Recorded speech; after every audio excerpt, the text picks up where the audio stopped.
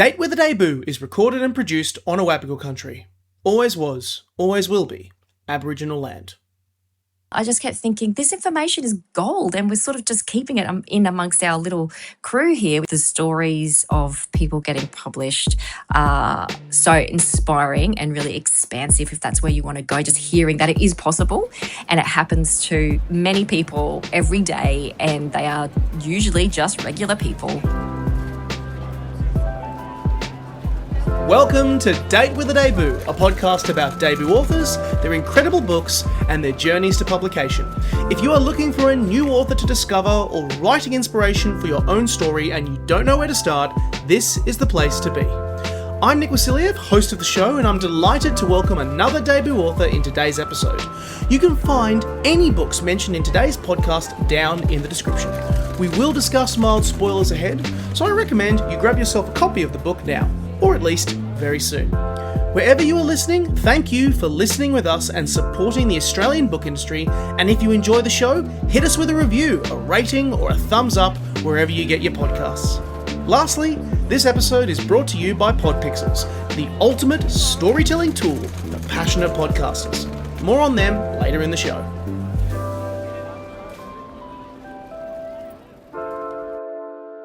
Welcome to a special episode of Date with a Debut. I'm on Awabakal Country today, and it's another collaboration. I get to do another collaboration. It's an absolute favourite of mine, chatting with other book podcasts and book lovers, and today I'm joined by fellow book lover, established author and spruiker of the airwaves, Tina Strachan.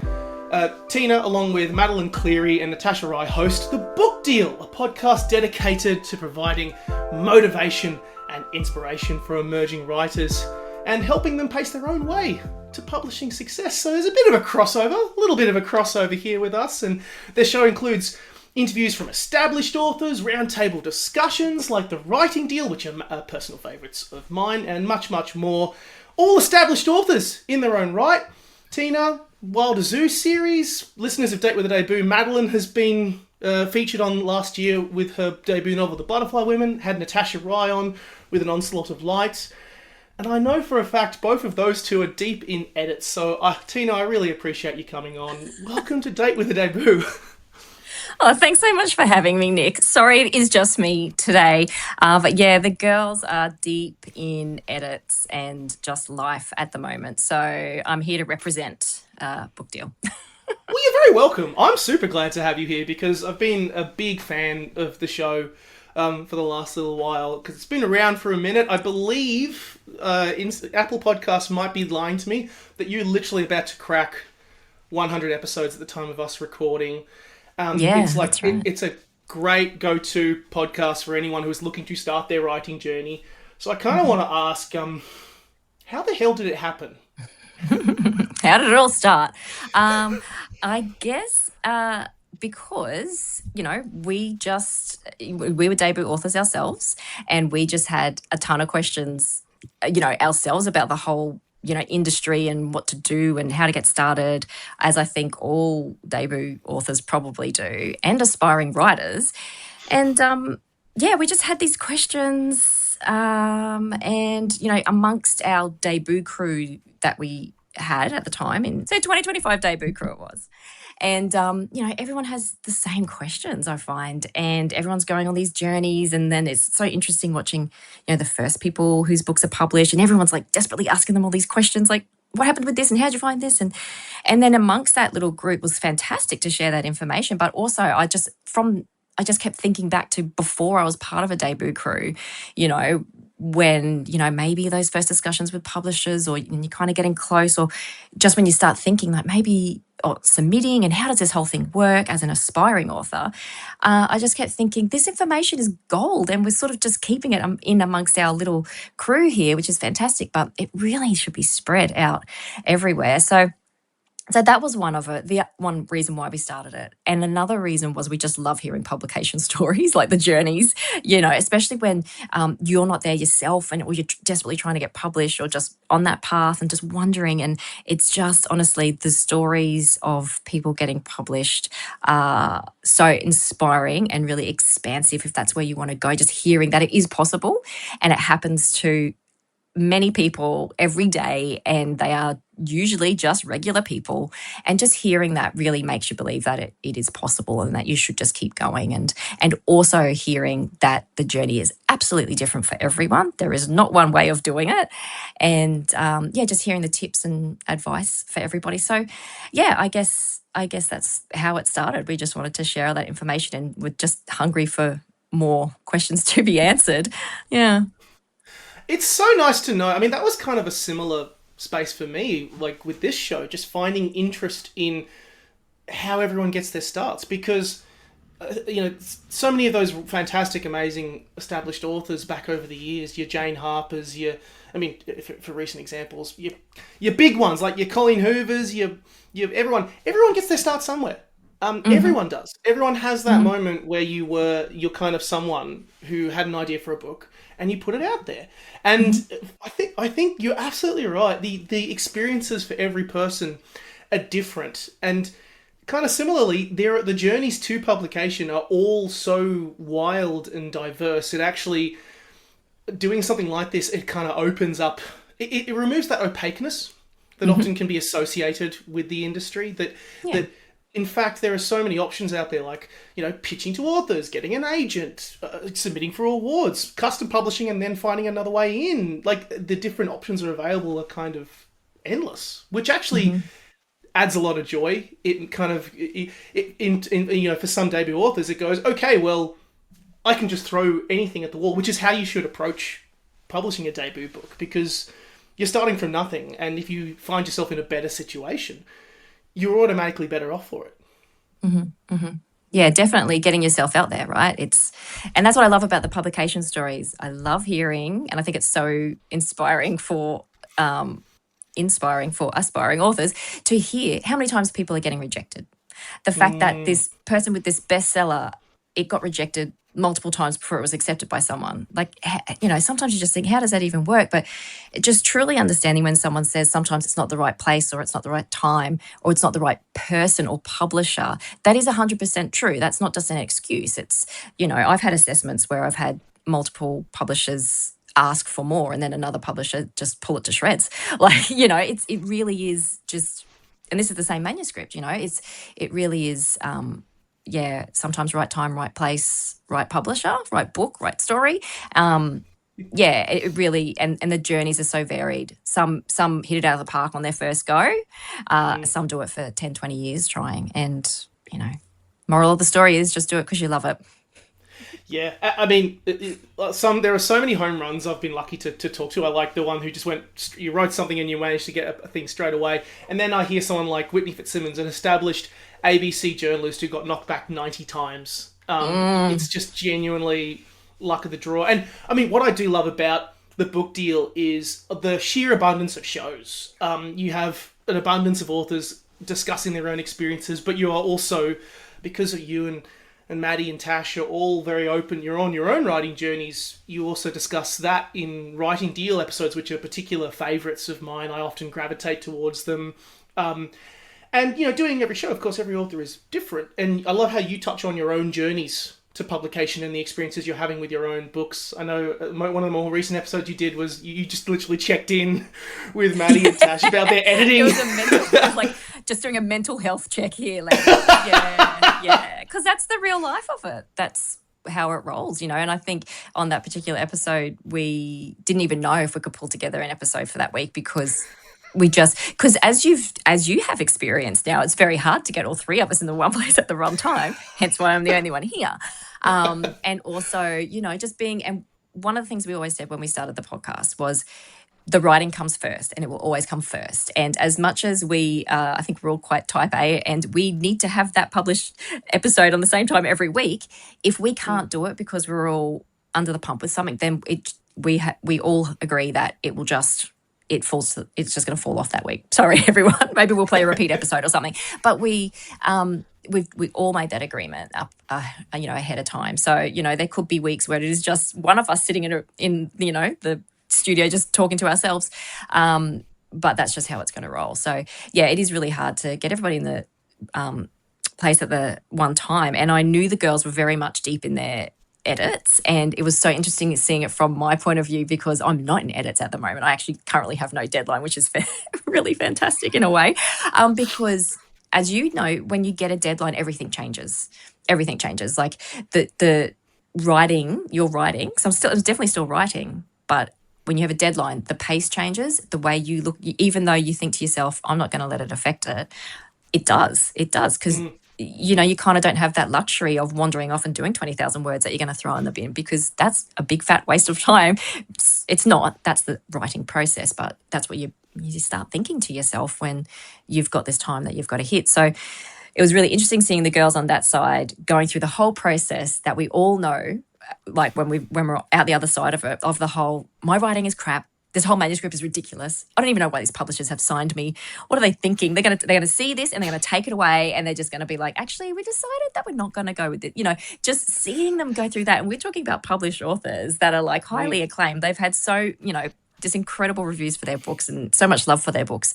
And just seeing them go through that process, which I know, and especially through our interviews with established authors, that they all go through that too. It doesn't matter how many books you've got. It's just the writing process. So it was nice to be on the other side and be like, ladies, just remember, like from my point of view, it's not real, like, but it is a process you go through.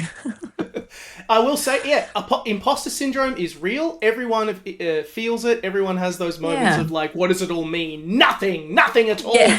And it's nice to know that, like, even Jane, when I had Jane on like last year talking about, we did like a career retrospective, and she was still the same. And I was like, you're established, highly successful author, and you still have incredible moments of doubt. It's just, it never goes away. Yeah. I'm starting to view it as a superpower now, because like it's positive. Yeah. It's a positive thing, right? Because it means that you're at a point in your manuscript where it's all just progressing. Let's just change how we view that.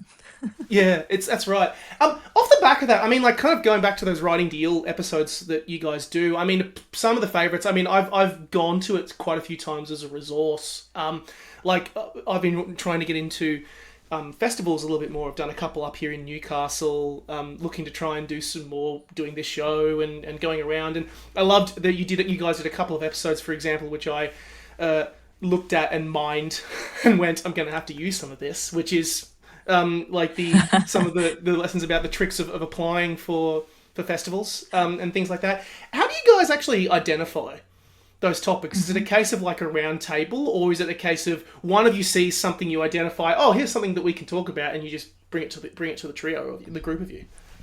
Yeah, well, I guess when we're doing the writing deal, which is when me, Tash, and Madeline all just sort of chat about our journeys and where we're at.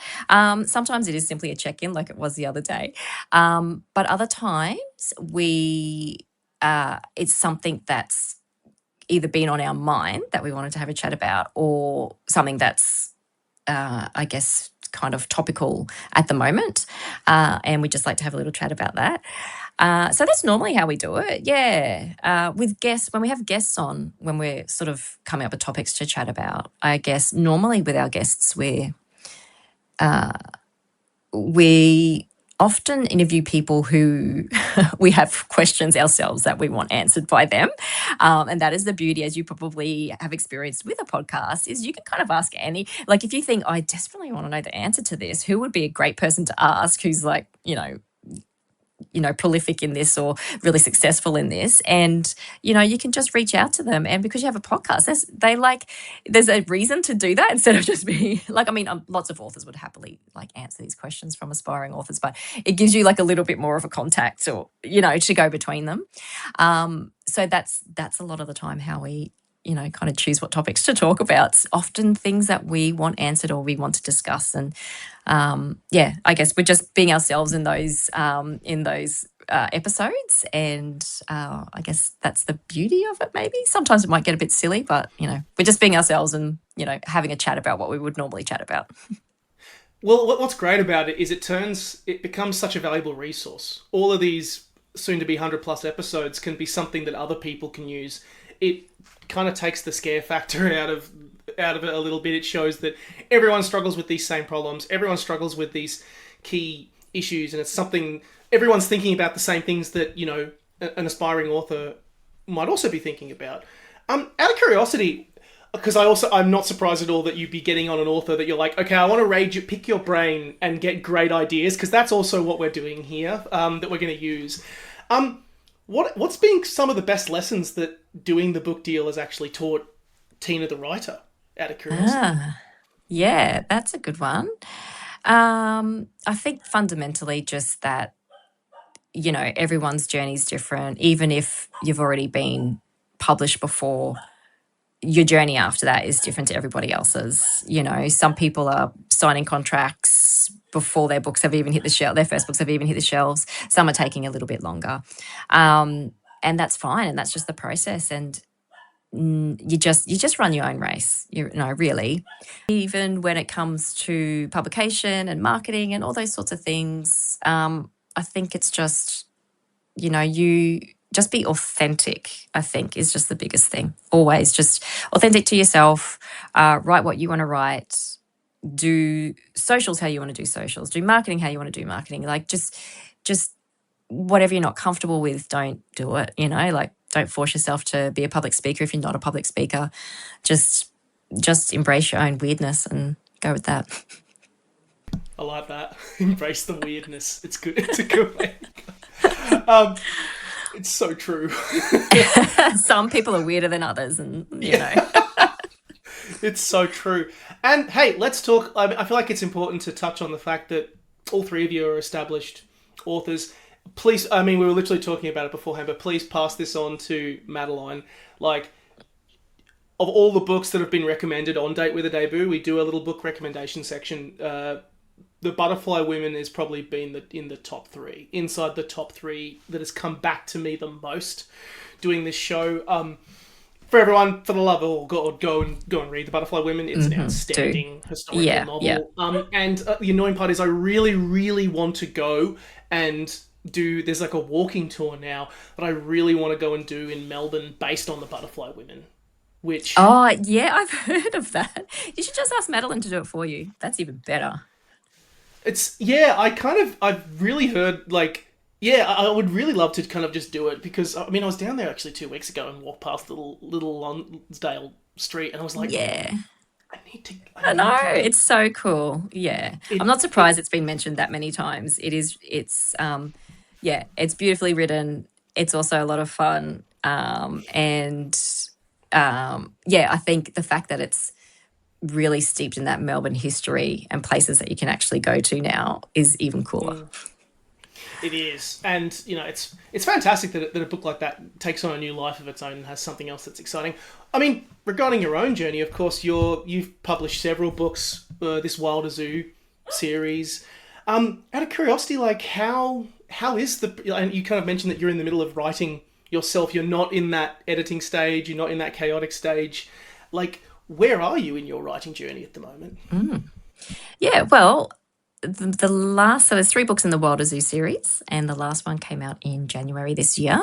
So that's been really fun, and I feel like I'm still, riding that wave, I guess. It's been really busy, and there's been, I've done, lots of events and lots of school visits and lots of workshops and things like that, which has been super fun. And I guess that whole other side of the author experience, isn't it? It's the true life, I think, of doing those after bits and pieces. Haven't got anything. It's a lot of back and forth at the moment, so I haven't got anything that I can sort of announce or chat about. But like I said before, that also means that I don't have a deadline at the moment. So just embracing that time, because like we said, it changes everything and changes your writing. And I'm just really trying to get a lot of writing done now, before that all changes again. So... Yeah. It's exciting. It's like, I know it's kind of also like a bit of a grey area while you're putting that first draft together, but it is also exciting. While I have you, because, obviously we have a great series of yours to talk about, there's always a question that I've wanted to ask. It hasn't come up. Like, I've done, had some YA books and middle grade, but I've not had the chance to actually have a book which also involves an illustrator. It's often been lots of, contemporary fiction, romance, where the writing takes front and centre, but for the Wilder Zoo series, of course, you've also got Max Hamilton involved as well. I want to kind of ask that question now that I have someone here who has that book, about the dance that that you have to play with Max because you're telling this story together. It's quite collaborative. Mm. And, for me, when I was growing up, one of the biggest books that blew my mind was John Marsden's Norton's Hut. And it wasn't just because of the words, it was because of Mm. the illustrations that were just stunning. Like, they looked Yeah. like photographs. They were that detailed Yeah. and intricate, and I spent hours just looking at the photographs as much as reading the words. Talk to me Yeah. about that balance. Mm. Well, I've been so lucky to work with Max Hamilton. She really is the most perfect illustrator to illustrate the Wilder Zoo series because um, the series is about an 11-year-old girl who lives in a zoo with her family, and she wants to be a zoo vet one day, just like her mum, who's actually the head vet at the zoo. So she spends all her days with all the animals at the zoo and the zookeepers and the vet staff and just learning everything that she can. So there's a lot of animals in these books, obviously, and Max illustrates animals just incredibly. Like, just, you can give her a photo of an elephant and she'll draw it perfectly. So I've been so fortunate to work with her. She's award winning and she's just incredible, and she's also like the nicest person in the world as well. So I guess when it came to that, initially when we first started talking illustrations, it was just interesting to see because this was the first time I'd done anything like this either. Um, and it was interesting to see how publishers sort of, I guess they have a kind of an idea in their mind of, because I didn't know it was going to be illustrated initially. I just was writing the words and didn't even consider illustrations apart from the cover maybe. Yeah, so I guess it was interesting to see, I guess, what their sort of plans were for it, because there's so many things to consider, the target audience and the age as well, because that can really, the covers can really communicate to whoever's looking at them what age range it's going to be suitable for as well, and what kind of style it's going to be. I guess even, if it's comic-y and bright, it could probably be like super funny and things like that. So it just, it really does communicate a lot. So there's a lot of detail, a lot of thought goes into it. And yeah, they did ask me if I had any ideas for any illustrators, and I was like, I don't know. I haven't. I mean, I do see some around that I like, and so I spent all this time sort of looking for things, And then they've also got to consider: is this illustrator available? Even like, what are their time frames? And Max did have a lot on actually, so we had to try and fit it in a little bit with her because she's so busy because she's amazing. But yeah, there wasn't a lot that we really had to do. I was asked to do, I guess, an initial kind of couple of points about each character to sort of say, this is how I envision them. But you really need to leave a lot of it just to the illustrator. That is their job. You can't really tell them what to do. Unless it's like incorrect, I guess. But she was incredible. She's, they've really got to put their own spin on it as well. So yeah, she was pretty fantastic at it, and everything. Honestly, sometimes I'd open up the roughs and just be just blown away by some of her illustrations. Just so incredible. So yeah, was very lucky to work with her. So yeah, I think I didn't realize that, and I understand the reasonings behind it now. That the publishers will usually be the middleman between the author and the illustrator. They're not necessarily, I don't know, maybe they would say this differently. I'm not a publisher, but trying to keep you separate. But I think in a way they kind of are, I guess. In a way, if you look at it like the publisher is the, they have this project and they're hiring consultants, and often they don't, those consultants aren't really talking to each other, I suppose, in a way, and they're producing a product for the other person, and they're managing it in the middle. And I can only imagine that there's been times in the past with maybe with authors and illustrators where I guess maybe allowing the two to have a lot of communication could not end particularly well. I'm sure there's authors who have very strong thoughts about how their illustrations should be, but the publisher does want it to be maybe a different way, and then they're the ones that need to manage those communications, and probably vice versa. Authors have illustrators having particular views that the author doesn't agree with, and that's why it's very important, I guess, for the publisher to be in the middle. But I think that's only initially. And, me and Max are, we're good friends and we chat a lot. So it's, I think it's just those initial stages. I realized that they sort of like keep it apart. But yeah, hopefully, you get an amazing illustrator like I did, and who's also super lovely. Yeah, it makes me appreciate like how much back and forth you'd have in the putting together of picture books. It's more than just writing a poem down and this and that and then putting drawings to it. No, the reason why it works is because there's been a lot of time put into it, and Yeah. off the back of that, it's great to have you on and talk about the book deal. I'm really, really excited to see where the podcast goes. I've been a huge fan, and I'll definitely be listening in and taking more of the stuff that you talk about for my own writing purposes. Thank you. I'm glad we can be helpful. Ad break time. Stop the podcast. Hey everyone, just thought I'd stop to let you know that today's episode is sponsored by Podpixels, the Trent Dalton of professional podcast platforms. Question: do you have a desire for a great podcast? How are you going to build it? What about the design work? Won't it cost a fortune? Fear not, for Podpixels is a simple, done-for-you website service built specifically for podcasts. They are here to deliver that professional look to your podcast to make it easier for listeners to find your show, and all for one great monthly price. From hobbyists to pros, Podpixels has you covered. Their team provides domains, website hosting, backup, security, and support, handling the full setup and making sure that your show is up to date and allowing you to focus on what you do best, podcast. With Podpixels, you can achieve your full podcasting vision. They are the ultimate one-stop solution for anyone looking to build an online home for their podcast. Check them out below in the show notes and tell them that Nick from Date with a Debut sent you. Thank you, Podpixels, for sponsoring the show.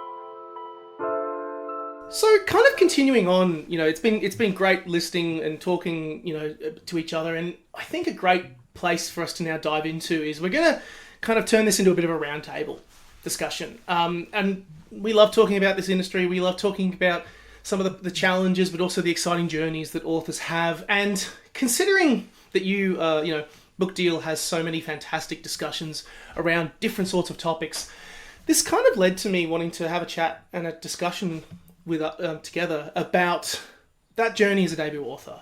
And so we're going to kind of frame this around the question. The theme of this discussion really is, what is the biggest challenge facing debut authors in 2026? And I know that kind of has many different prongs and places and avenues that we can go out of, because I guess, Tina, there's more, as we kind of alluded to, every journey is different for an author, and there are more options than ever to publish a debut novel. So the question is, do you think that makes it, does that mean authors in 2026 are in a better position? Does that make it easier? Does it make it harder because there's so many books out there now? What are your kind of initial thoughts? Yeah, it's a interesting question, isn't it? And I guess there's probably two ways to look at it, like you said, or many ways to look at it. I guess there is. It's pretty easy these days to, if you decide to self-publish, to do so, and you can have your book up on Amazon, within days. If you want to print hard copies, that's another thing. To get traditionally published, I mean, yeah, that has always been tough. It's always been a tough road. Is it harder now? I don't know. Unless we see, book sales and the amount of books that are being published, new authors that they're taking on. Is it harder for a debut, I guess, in that climate? Maybe, because we know that book sales have somewhat been dropping in a lot of genres. So does that make publishers want to go with more established authors or well-known authors that they know are going to sell books over taking a chance on debuts? Maybe. But then I think there's something special about debuts as well that, publishers also love and readers also love, because everyone's just looking for a new, a new voice, and it's exciting to see these new authors come out.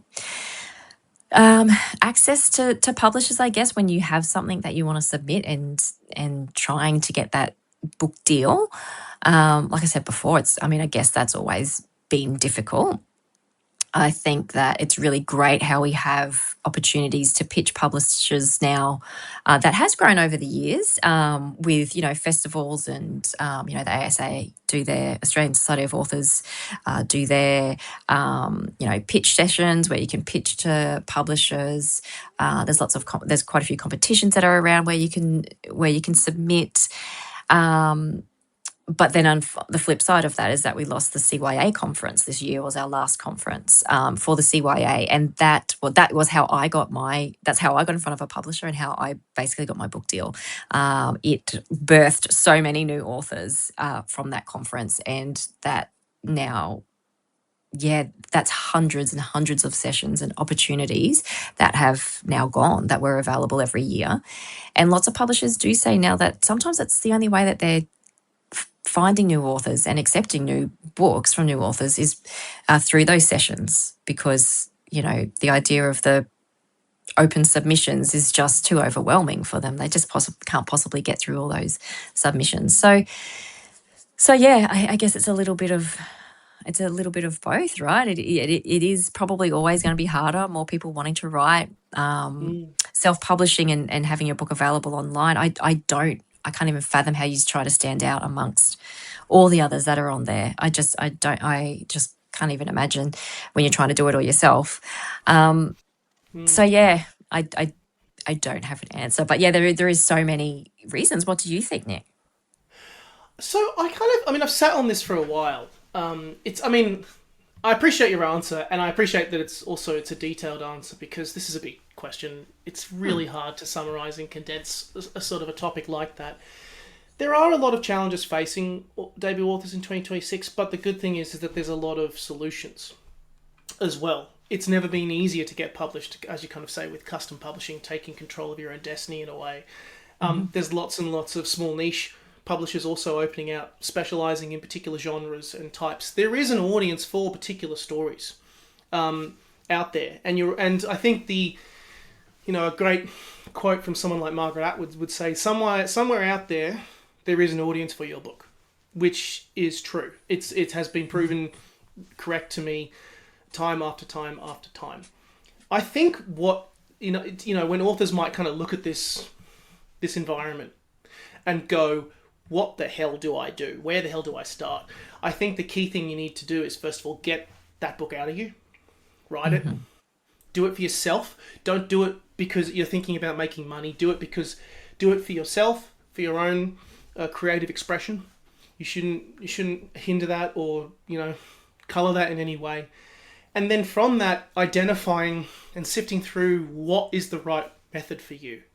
If you've, written a fantastic romance, set on the tennis circuit, or it's a rom-com-y sort of environment, you might have a bit more luck pitching to a publisher like, your text publishing or your large commercial publishing house that specializes in books like that. And if that's your goal as well, identifying what you want from this exercise is also critical. Going in, I'm going to make money. No, you're in the wrong industry. That's not how it works. It's definitely a driven by love sort of industry. Doing it for the right reasons. If you have written a memoir about your grandfather, for example, it might make more sense to go either for a smaller niche publisher or even custom publishing it, depending on the audience that you're aiming for. And that, I think, really helps you to focus on what you want, and focus on what is the key goal that you want to achieve. I think that's it's kind of identifying that. It really comes down to the individual in that sort of regard. It's what you're personally aiming to shoot for in that regard. It's a great point that you kind of mentioned, bringing it back to the CWA. That I think the big challenge off the back of that is the issue that I am worried about is that those pieces of infrastructure that can give those people who are wanting to write need support. That's the challenge that I think really is lacking in this day and age. I mean, we've been hearing all year about the issue that Writers Victoria has been having with their funding as well. Yeah. As you kind of mentioned with CWA as being the last one, that closes a resource for so many authors to potentially get published or get a story out there that you might not have had the chance. You might have been able to do that if that resource was there. So I think there's a lesson to be had from that. There's a lesson to gain by focusing on these sorts of things, by recognizing that, the arts actually does have a lot of value. And we're not talking about culturally. We're talking also financially. It often can be left in the background sometimes. Actually recognizing the value of it, I think, is something that we probably need to get a little bit better at in this day and age. I don't know if it's down to, the fact that, we've got this world of social media that's meant that where all of our brains are a little bit shorter, our attention spans, where there's a lot of competition for attention, and ultimately books are also a competition for attention. But it definitely, I think those resources to enable people to go out and write should be funded more and supported more. I think that's kind of, I say, the biggest challenge when answering this question about debut authors. If you have that great story out there, that you should be able to go and find and have access to the resource to enable you to be able to get it out there, I think is the biggest challenge right now. Absolutely. And I think just always, like you mentioned, the writing for the love of it and all the other stuff can come afterwards.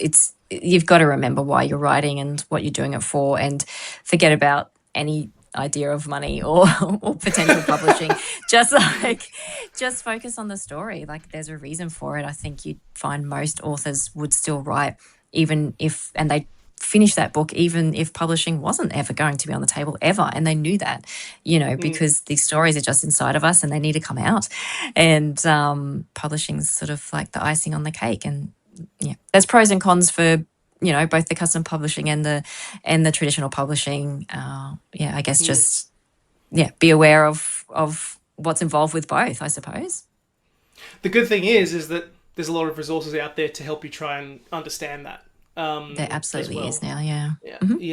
It's not just, of course, your wonderful podcast and the work that you do, but, other resources out there, even, a couple of publishers do things around that as well, recognizing exactly what each one can bring and figuring out the pros and cons will also, incidentally, I think, for an author who isn't necessarily familiar with, who's my audience for this book that I'm writing, it might help them to give them identification. Provide that identification and recognition of, okay, well, this is what I can aim at or focus for, which it can be very helpful doing that research. Yeah, absolutely. Off the back of that, I mean, kind of thinking about those challenges that authors can have, I feel like it's such a loaded question right now in the industry. I've often taken the opinion, it's come up increasingly around the dreaded AI. That AI word that just is never ending. And in my head, I've often said, do it because it is fun. An AI voice can't take your voice away. That shouldn't stop you from having a go. I'm not necessarily as worried about it. I mean, I know, like, there's so many situations going on about it, but we don't even need to go into talking about the whole situation, for example, involving Shy Girl and all of the talk and controversies around that. It's a very dicey topic, and it's complicated. Out of curiosity, do you think that, say, it's not something that necessarily, I mean, while it is something that's a big topic in the industry right now, if you are a debut author, is focusing on yourself the more important goal? Yeah, and with everything, I think, even with real other authors, like instead of AI, like, you just can't worry about what other people are doing or what their journey is, or, so many times as, I've heard from debut authors just before their books have come out, another book's been released that's, not exactly like theirs, because nothing is going to be exactly like yours, but it follows the same topics, and you just can't worry about that. Your story is your story, and, you just have to write what's true to you. And so same with the whole AI thing. There's been so much progress, I guess, from both angles. One, progress in, like, people are literally now just openly saying, I've got this idea, I'm going to run it through the AI generator and it's going to print me out this book in 5 minutes, and I'm going to have it on Amazon by the end of the day, and I'm going to sell probably a ton of them. Like, there are people who are openly doing that now, which is odd, and admitting to it. I guess at least they're admitting to it, right? But then people are buying it, whether they know it or not. But then there's also a lot of progress, especially here in Australia, with how we're trying to stop that sort of thing from happening. And I just think support the people and the organisations that are working towards stopping, AI generated books and I guess providing some guidelines and things around how we should manage AI into the future when it comes to creativity, and just keep doing your thing. I've heard a lot of people explain the steps that they're going to now in an effort to one day, if they have to, prove that they actually did write the book themselves by keeping all these files and folders and evidence and stuff like that as they go, in case they ever need it, in case they ever, because who knows what happens, into the future. But they're just making sure they're covered. And it does get you a little bit worried. Like, should I still be doing the same thing? Which I would be terrible at, mind you. There's no way I could. I mean, I don't know. I mean, I feel like it can be shown, and like, honestly, the quality that comes out probably in my first draft is very clear that it's human written and not, I think Tash said something about that in that last interview. She's like, the amount of edits I got back proves very clearly, like, no one is doubting me that this is AI, like, Oh, so bless her. there you go, right? Necessarily everyone, like, publishers have been doing this for a really long time. They know what voice is. They know what voice is, and AI is getting very good, but it's still not a human. And yeah, it has its place. Like, for admin, cool, yeah, great. Like, throw some information in there and be like, can you put this in an Excel file for me? What's a good recipe I can make tonight with this, like, little bit of leftover pasta and some chicken, just things like that. It can be extremely helpful for a lot of things, right? But creativity, I just stay right away from it. But I just downloaded the new Scrivener, because I write in Scrivener, the version 3, I think it is. And I'd been using it for a little while when I started. It kept trying to highlight things for me, and I realised when I clicked on it, it's like, would you like me to rewrite this for you? Would you like me to make it sound more professional, more friendly? And I was like, hey, hang on. What? No. I know. And so I was like, oh my gosh. I was like, maybe I just don't even use Scrivener anymore, because how can I, this is... Bleh. But then I noticed even in Adobe Acrobat, like, your Acrobat reader for your PDF files, that does that now too. If you highlight, I mean, I don't know, I just got a new computer, so I've got all the new, like, updates and stuff. If you highlight a sentence in Adobe Acrobat, which is just meant to read words for you, it's like, would you like me to reword that for you? So it's everywhere, and it's forcing itself on us. And I don't know, I've got to find a way of turning all of that off of my computer. But look, I don't know. And like you said, it's such a can of worms. There is so many things to it. Let's not even get started on the environmental impacts of, these big data setters. Don't even get me started.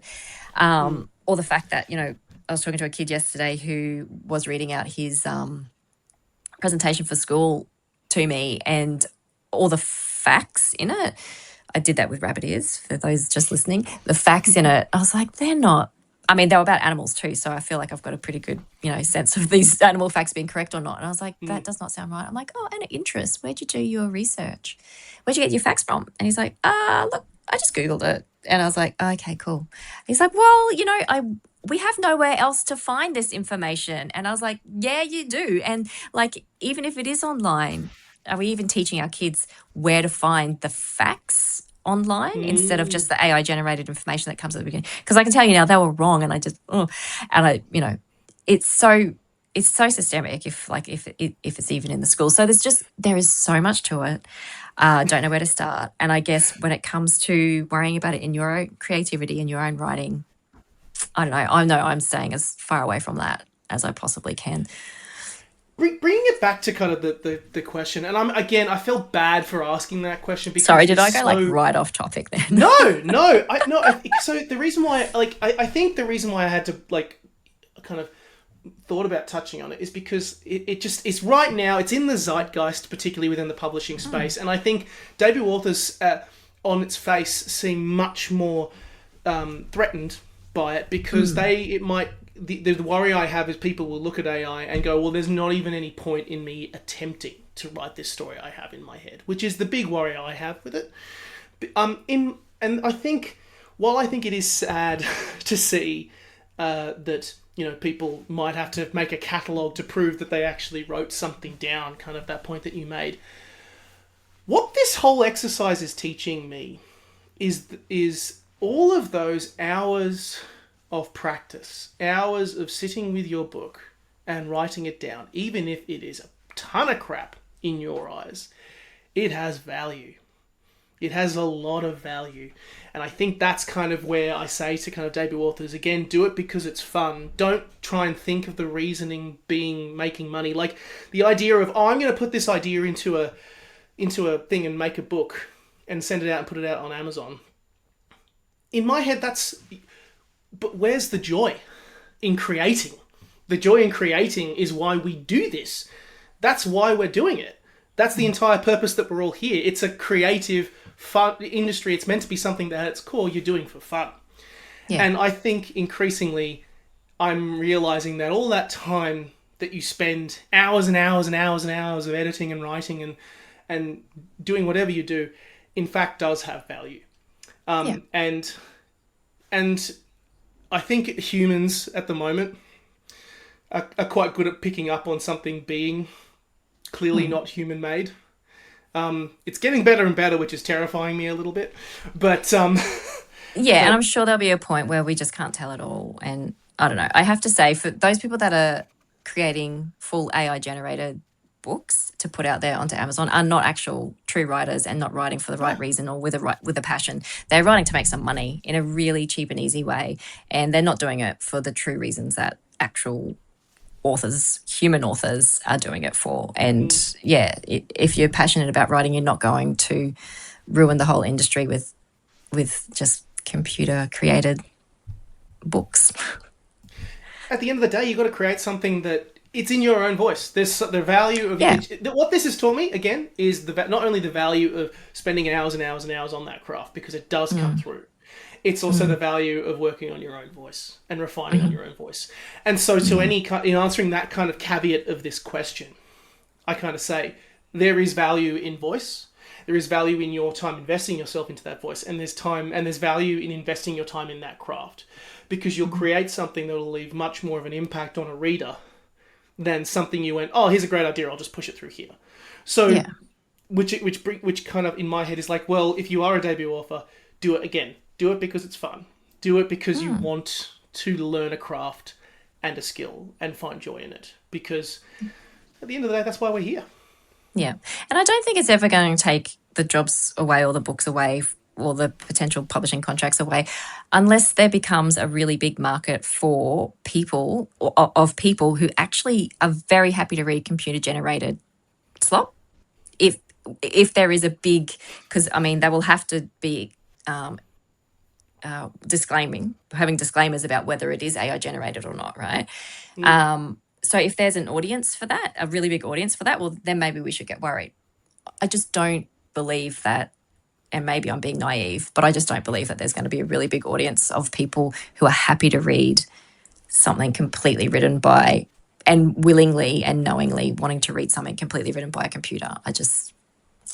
Call me naive maybe, but I'm hopeful in humanity that we'll get through this. I do hope so as well. I'll also be realistic. If you are a debut author, don't think it's going to be a full-time job, even if you do make it. It's very frequently not going to be. You will have to do a side hustle. I think I once got to chat with Bryce Courtney when I was very, very young, which gives you a sense of how long ago it was. And I asked him, what's the best piece of advice you could give someone you could give an aspiring writer? Quietly asking the question of, I'm asking just in general, but it's really for me. And he said, be prepared to get another job. Which I think Don't give up your day job. Yeah. Don't give up your day job, which I would definitely say is true. Again, do it because it's fun. Is that really? I feel like is that the best answer to this question? The biggest challenge facing debut authors in 2026. I feel like we've gone down so many rabbit holes already. Well, I know. Yeah, at the crux of it, probably it's very few people are going to make enough money from book sales alone to fund their lifestyle. I think if I think, again, there's many answers to the question, and I think it's about being realistic and having a good understanding of what that means.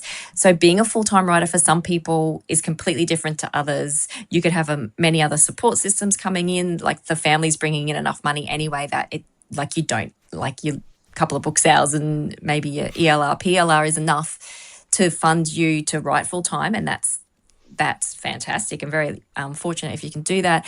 But some people need to make a full income, and so they have to work a full job. That's the reality of it. And being able to quit just on book sales alone is probably, for many of us, not going to happen.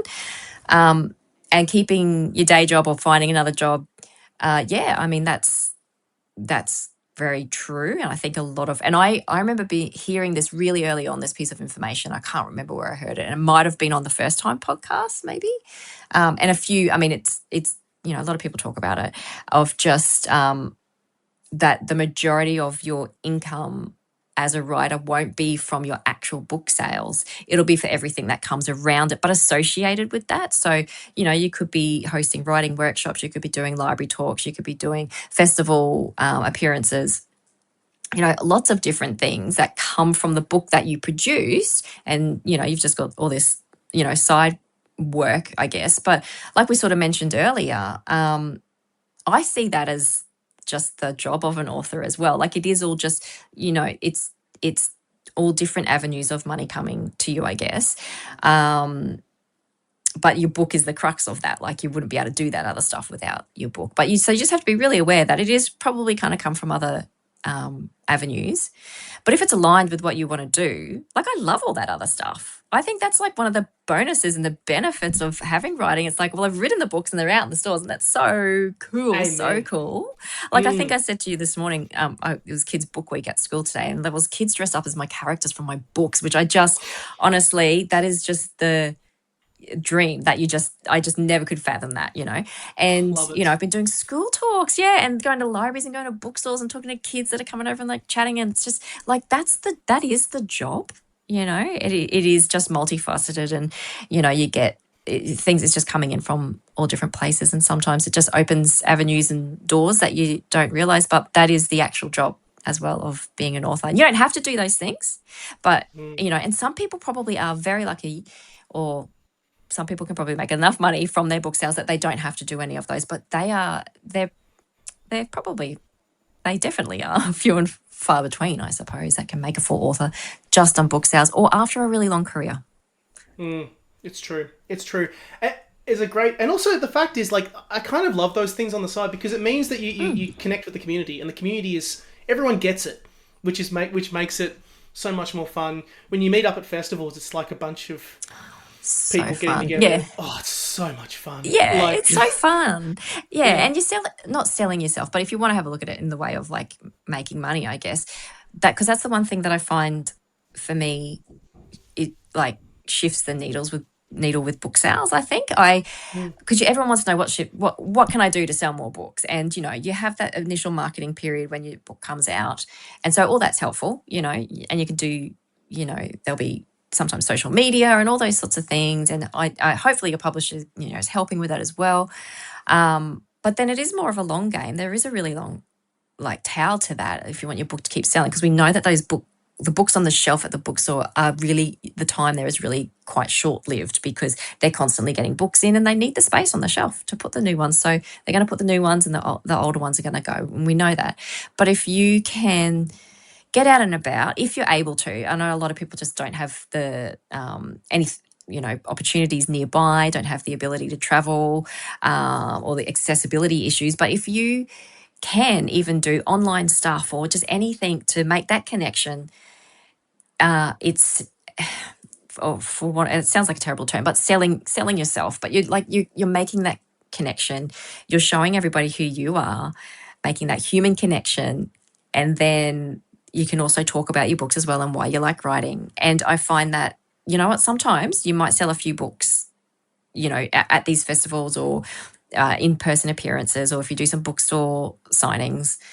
But I find even if you don't, there's still always benefit, and whether that's a new connection or strengthening a new connection, or there's some opportunity. Always, I find every single time I come home from something and I say to my husband, like, this happened, or I met this person, and like this opportunity's come up always. So yeah, definitely that's part of the job, getting out there and chatting, and it's very fun part of the job. I think this is probably a good spot to finish because I know we could talk about this all day, but I know Yeah. like all three things are fun and interesting, and it is one of the great joys of it. It's not just about the writing, but also going out and meeting the other people who've walked a mile in those shoes, and finding out there's a wonderful community. It was a great quote. I got to chat with Holden Shepherd, and he had just come back from, I think he was doing a tour for King of Dirt, and he was absolutely knackered, and he was so tired, and he talked about how, he'd just gotten back to WA. He was so tired. He was not very particularly happy. It'd been the end of a very long tour on the road. Then he went to a school event and met this year 12 bloke who said, "I'm a massive fan of your books. I think they're amazing." And he had this wonderful day at school, and it really lifted his spirits. And he kind of said, and it kind of summarised where I think you have to kind of approach it as if you are someone who is looking to get into the industry, be a debut writer, be a writer. He said, "I think I'm doing what I need to be doing. It's hard, and I'm always stressed, and it's hard to make money, to make a living off it, but I'm doing what I love." And I think that's probably the best way to approach it. He's going gangbusters now with his books, like being adapted and going to America. Yeah. But I know for a fact that it comes with a lot of days of traveling around, journeys, adventures. But you'll never find you'll be so surprised by how far that little book will travel, and all the crazy opportunities that come out of the top of it. It's a long game too, but if you do it because you love it, it'll be fine. And every job has little bits of it that you don't love doing. Every job. Hey everyone, Nick here. I'm excited to announce that I've launched a brand new book newsletter featuring book reviews, recommendations, latest news from the publishing world, opinion pieces, short stories, and more. One monthly newsletter, no spam, just the good book stuff. The sort of email you're glad shows up in your inbox. Sign up now for free, and for a small additional monthly fee, get early access to Date with a Debut episodes and exclusive content, including special extra episodes with our guests, Second Date, where they run another gauntlet of rapid-fire questions. Subscribe to my newsletter in the show notes below. Okay, Nick, now I know that you do this on Date with a Debut, and I think it's really important. It's such a fun segment to talk about some debut books that we love. Yes. Do you want to tell us, have you got a couple there that you want to recommend? I've brought two with me. I've brought a couple that have really been brought to my attention and I've had on the show, but I've really, really enjoyed. They're books that have really stood out and something that have brought me a lot of joy. The first one is a historical novel. Is it The Butterfly Women by Madeline Cleary? So funny you say that. There is a connection, and I will tell you the connection in a second. Yeah. So the book is And in the Morning by Lenny Robertson. So Lenny is an absolute sucker for history. And this book, it won the Quentin Bryce Award, in the 2026 Quentin Bryce Award. And it basically tells the story of three different timelines that dovetail into one another around the impact that war has on women. Set during the First World War, the Second World War, and the Vietnam War. Three wars that were all viewed in a very different context and very different environment. The First World War the segment is set in 1919 after a soldier comes back from 4 years away, dealing with a child that was born in 1915 that he's never met. And all of the years that have missed out being a dad, while also dealing with what would become eventually to be known as post-traumatic stress disorder. The second timeline follows 1940s, right in the middle of the Second World War. The fact that even though there was this big war happening, like, kids were still being kids in Melbourne. There were thousands of kids meeting each other and going out and partying. And, Australia was doing its role as the unsinkable aircraft carrier. There were US soldiers everywhere. Lots and lots of things happen when young kids get together, young adults, whatever you may be.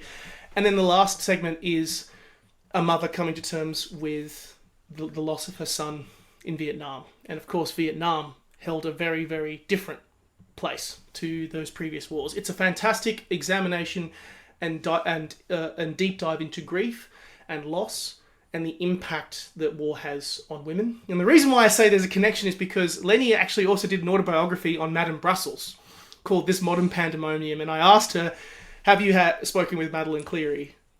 And she said no. There was no connection whatsoever. And I said, make it happen. Yeah, there you go, Mads. There's a connection for you. Yeah, oh, cool. Oh, awesome. But that sounds like an incredible book. I see why it was nominated for awards. Yeah, it's a great examination into history and loss, and strongly recommended. I know that books, you can't go wrong with a good book recommendation. No, that's right. No, it's good to get, especially when there's so many on the shelves, like we have, like mentioned earlier. It's so sometimes it's just so hard to choose. I did a bookstore event on the weekend, and I was meant to be like over at My Books, and I was like just browsing the aisles of, because there's the beautiful covers. The covers have just taken a whole new level, I think, lately. Like they've just looked amazing, and I'm just like, I don't know which one to choose. Not that you should choose because of a cover, but you kind of do sometimes. Is there any books out of curiosity? Yeah, for you. Yes, so I do, and you know what? Mine's got historical flavour as well. I've got two children's books for recommendations today, and the first one is actually a middle grade book. I'm going to hold it up for you. It's called R.I.P. Nanny Tobbins. It's a debut book from Lucy Stevens. And it's so cool. It's like Tim Burton cross Mary Poppins, which already just sounds like super exciting.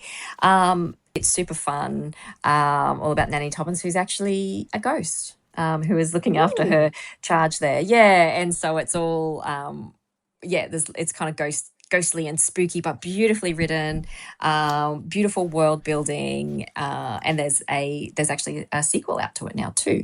But that was Lucy's first book from last year, and it's just really well written, and I just haven't read something like that for a very long time. So yeah, definitely anyone looking for probably ages 8+, so strong 8-year-old readers would really enjoy that. It's so wonderful when a book aimed at that age group comes out like that. Something that really sort of stands out. And even when it's talking on a topic of ghosts and kind of concepts like that, showing them in different and strange ways. It sounds really, really cool. Also, the fact that it's a series that kids can get into. What else have you got for us? What's your next recommendation?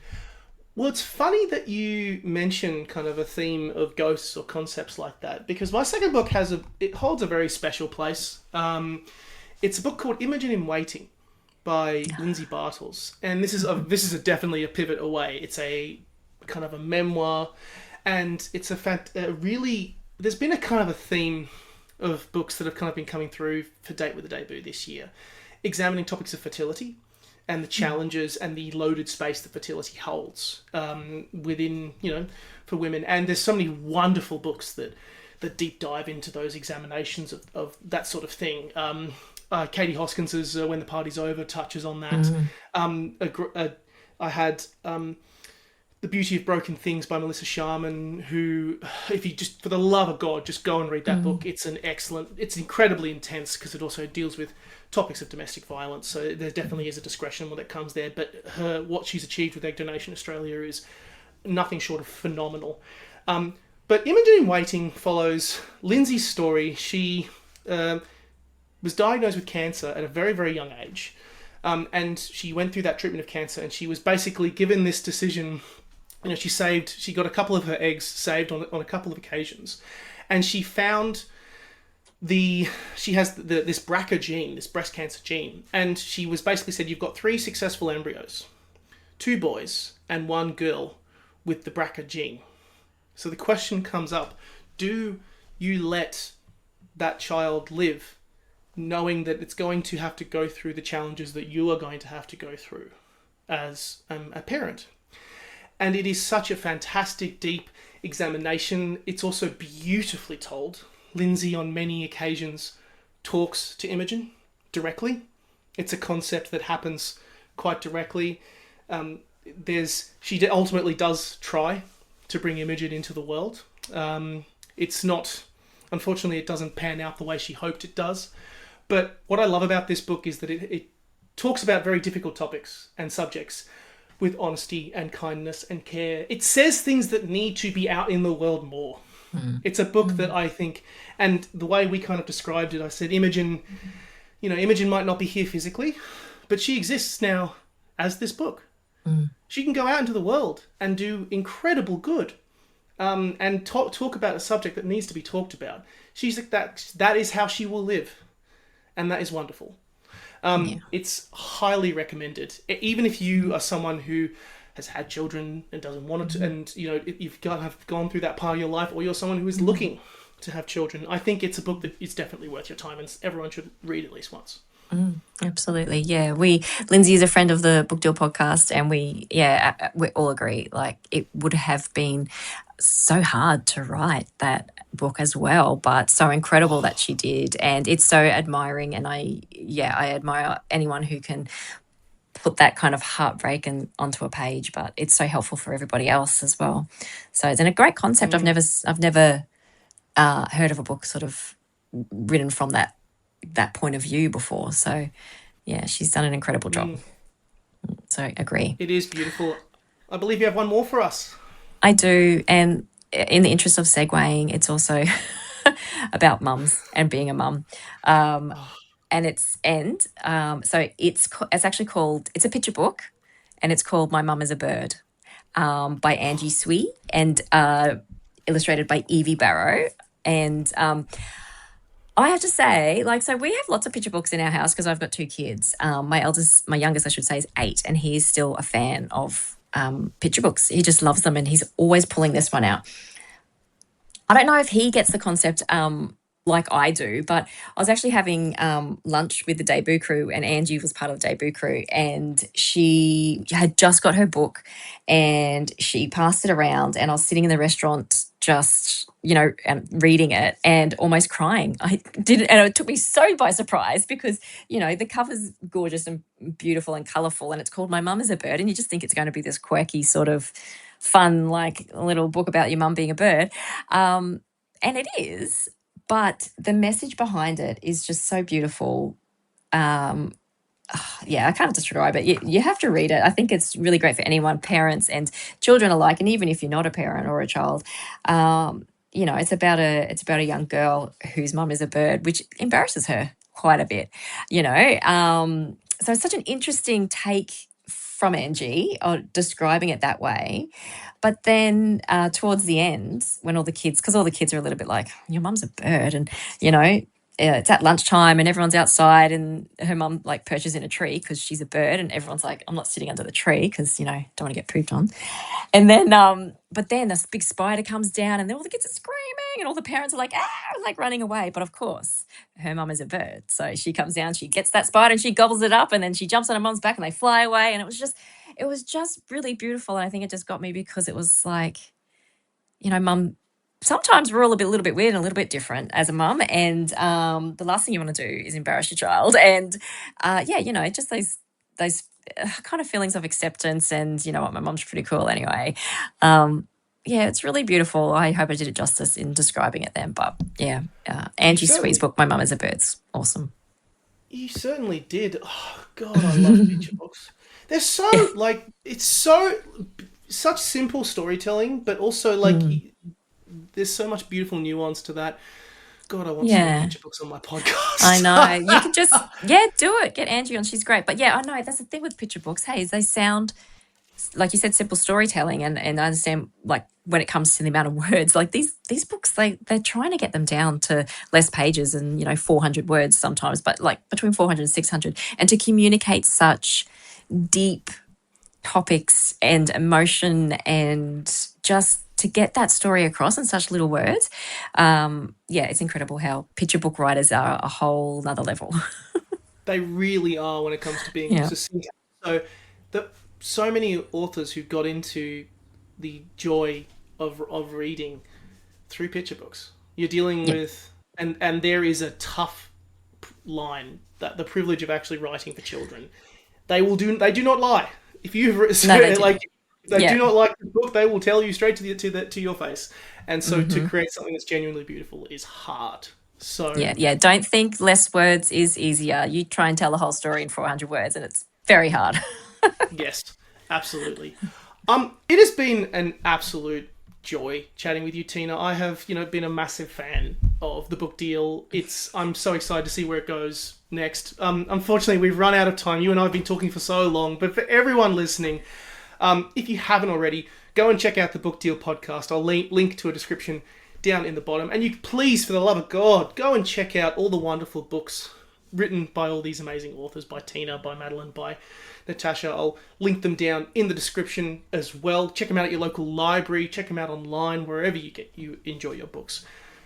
Tina, thank you so much. I can't wait to tune into your next episode and seeing what comes next with all your upcoming literary activities. Well, thanks, Nick. It was so great to be here and to chat with you.